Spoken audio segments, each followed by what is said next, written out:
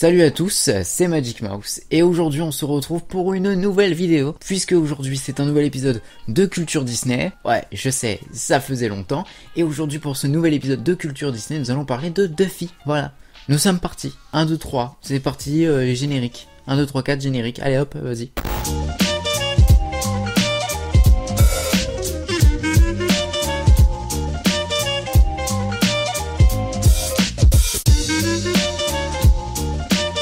Alors pour commencer, Duffy c'est un ours en peluche qui appartient à l'univers Disney, ou plus précisément à l'univers des parcs à thème Disney. Duffy a été créé en 2002 à Walt Disney World. Il a quand même 16 ans le petit. Et était à l'époque uniquement commercialisé dans la boutique Once Upon a Time. D'ailleurs, au départ il s'appelait uniquement The Disney Bear et était disponible en 3 coloris, à savoir blanc, beige ou gris. Et il est alors vendu avec une tenue de Père Noël ou alors une tenue de petit lapin de Pâques. C'est connu, mais le personnage est surtout devenu très populaire dans les parcs japonais au courant de l'année 2004. C'est ainsi que l'Oriental Land Company décide de l'utiliser comme mascotte pour le Land American Waterfront à Tokyo Disney-Sea. Le public japonais adore Duffy et c'est ainsi que Duffy commença à prendre de plus en plus de place au sein du merchandising, à tel point qu'il sera mis en vedette lors des 25 ans du parc et prendra la place de Donald pour un spectacle qui lui sera consacré nommé Duffy My Friends.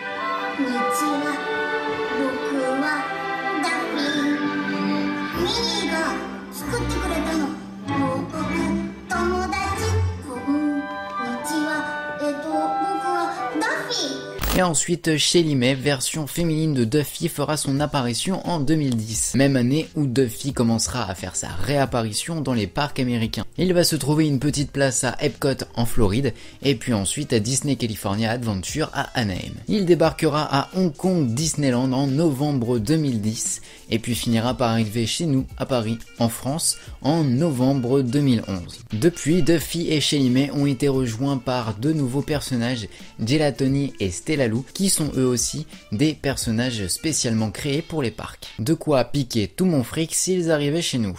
Mais c'était évidemment sans compter que le public asiatique et le public européen n'est pas le même. Alors que la boutique Storybook Store était devenue une boutique dédiée à Duffy, c'est d'ailleurs de là que vient mon petit Duffy. Il y avait des Duffy, de nombreuses tenues pour l'habiller, il y avait même des sacs Duffy, il y avait plein de trucs. Il y avait vraiment plein de trucs sur Duffy. Il a fini par disparaître de la boutique. Voilà, comme ça du jour au lendemain. Voilà, sans explication, vraiment. On peut encore le retrouver dans d'autres boutiques du parc, dans quelques autres boutiques du parc, mais Disneyland Paris a l'air quand même assez décidé sur son choix. Et donc du coup, vous l'avez compris, Disneyland Paris abandonne la commercialisation de notre petit Duffy. Par contre, dans les autres pays, vous pouvez continuer à y aller, hein. Ouais, il y a la totale, hein. Stella Lou, tout ça, il y a en plus de ça, enfin, ça cartonne encore là-bas. Ça cartonne, mais chez nous, non, pas du tout. Et bon, pour finir, on va s'intéresser à la storyline. Vraiment, on va s'y intéresser. Alors oui, je dis bien storyline, parce que c'est une storyline qui a été écrite par... je veux dire, c'est un personnage qui a été inventé par les Imagineers. Donc il y a un moment, oui, on est sur de la storyline, les mecs. Et ouais.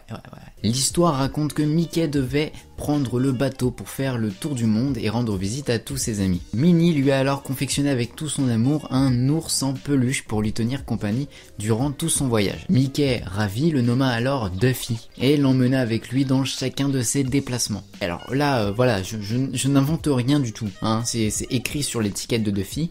Voilà, ce n'est pas fake ce que je suis en train de raconter, ce n'est absolument pas fake.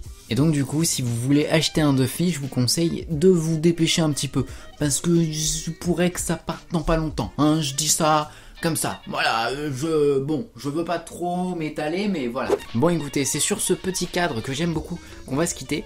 Alors voilà, c'était ce nouvel épisode de Culture Disney, j'espère qu'il vous a plu, hein, c'était le 10e épisode. Et vous voulez quoi pour le prochain épisode de Culture Disney? N'hésitez pas à me le dire là comme ça là dans les commentaires, comme ça du coup j'irai jeter un coup d'œil et peut-être que je sélectionnerai votre idée. Voilà, je ne sais pas, hein, comme ça je donne l'idée. Vous pouvez aussi évidemment mettre un petit pouce bleu, vous abonner à la chaîne et la partager si vous avez aimé la vidéo.